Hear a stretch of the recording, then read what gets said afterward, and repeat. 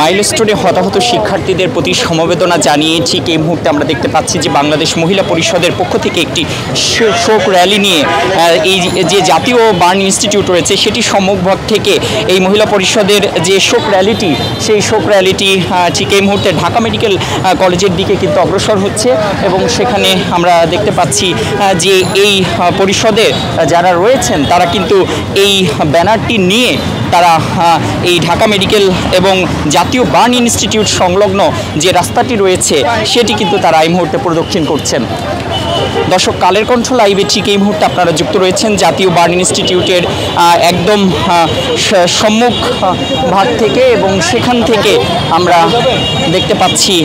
যে এই বাংলাদেশ যে মহিলা পরিষদ ছিল সেই মহিলা পরিষদের পক্ষ থেকে মাইলস্টোনের যে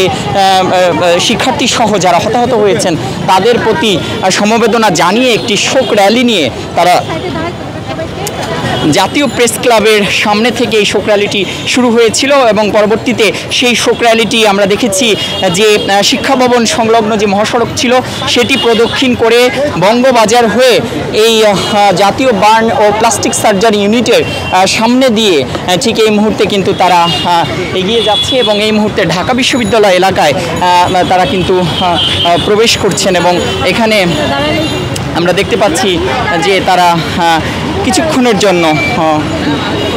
এখানে দাঁড়িয়েছেন এবং আইনশৃঙ্খলা রক্ষাকারী বাহিনী যারা রয়েছে তারা কিন্তু তাদেরকে বিভিন্ন দিক নির্দেশনা দিচ্ছেন এবং সেটিও কিন্তু আমরা লক্ষ্য করেছি। দর্শক, নিশ্চয় আপনারা জানেন যে সম্প্রতি ঘটে যাওয়া যে মর্মান্তিক ঘটনা যেটি দেশ বিশ্ব এবং সমগ্র জাতিকে একদম নাড়িয়ে দিয়েছে, শোকের বন্যায় ভেসেছে সমগ্র মানুষ, সেই যে ঘটনা সেই ঘটনায় আমরা দেখেছি যে অসংখ্য কোমলমতি শিক্ষার্থী যারা ছিল তারা হতাহত হয়েছেন, অনেকে মৃত্যুবরণ করেছেন এবং একটা বড় অংশ তারা কিন্তু এই মুহূর্তে চিকিৎসাধীন রয়েছেন বিভিন্ন হাসপাতালে এবং তার মধ্যে অন্যতম হচ্ছে এই যে জাতীয় বার্ন ও প্লাস্টিক সার্জারি ইউনিট এবং সেটি কিন্তু সেই যে হাসপাতালটি রয়েছে সেই হাসপাতাল সংলগ্ন যে সড়কগুলো রয়েছে সেই সড়কে এসে কিন্তু এই বাংলাদেশ মহিলা পরিষদের যে নেতৃবৃন্দ রয়েছেন তারা এই মুহূর্তে তারা কিন্তু এখানে এসে দাঁড়িয়েছেন এবং তারা এই শোক র্যালি নিয়ে এখানে অবস্থান করছেন।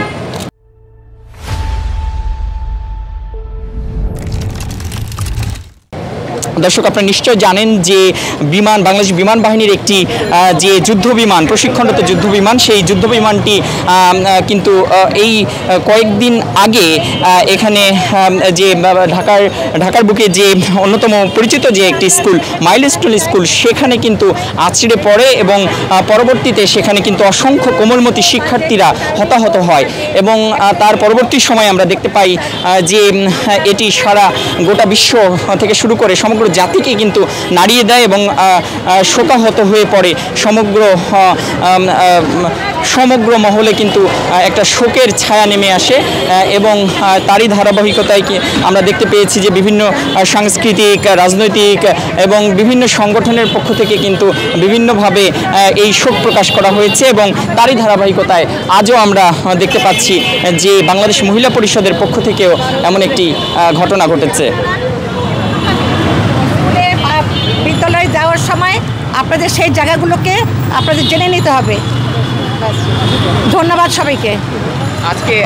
এই যে মাইলস্টোনে এমন একটি মর্মান্তিক ঘটনা ঘটলো, এ প্রসঙ্গে আপনাদের প্রতিক্রিয়া কি এবং আসলে এই যে র্যালি নিয়ে এসেছেন এ বিষয়ে যদি কিছু বলতেন। আসলে প্রথমেই আমরা আমাদের কষ্ট লেগেছে, সেখানে তো একজন করে কোনো পরিবার কাছে আমরা যেতে পারছি না, আমরা সব মিলে আজকে একটা শোক সভা করছি। এটা আমাদের অত্যন্ত কষ্টের যে নিজের সন্তান চলে গেলে আবার শোক নিয়ে বেরোবো, এটা আমরা যে সন্তানরা গেছে তারা আমাদেরই সন্তান।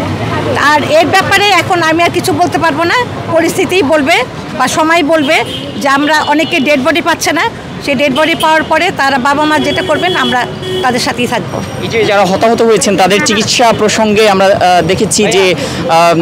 উচ্চ পর্যায়ের বিভিন্ন চিকিৎসক নিয়ে আসা হয়েছে বাইরে থেকে এবং এই যে হতাহত যারা হয়ে এখন কাতরাচ্ছেন এ বিষয়ে যদি কিছু বলতেন। হ্যাঁ, আমরা চাইবো যে আমরা যাদের হারিয়েছি সেটা তো আমরা তাদের আর ফিরে পাবো না, কিন্তু এখনও যারা হাসপাতালে আহত অবস্থায় আছেন আমরা চাইবো যে আর একটি প্রাণও যেন আমরা না হারাই, সর্বোচ্চ চিকিৎসা দিয়ে সর্বোচ্চ সেবা দিয়ে আমরা যেন তাদের সুস্থ করে তুলতে পারি। আমরা চাইবো যে কোনোভাবে আমরা যেন আর একটি প্রাণকেও আমরা না হারাই, এটি আমাদের প্রত্যাশা। দর্শক যেমনটি শুনছিলেন যে এখানে বাংলাদেশ মহিলা পরিষদের যারা নেতৃবৃন্দ রয়েছে তারা কিন্তু জানাচ্ছিলেন তাদের প্রতিক্রিয়া এবং এই মাইলস্টোনের ঘটনা নিয়ে তারা যে শোকাহত সেই বিষয়টি কিন্তু এখানে প্রকাশ পাচ্ছিল।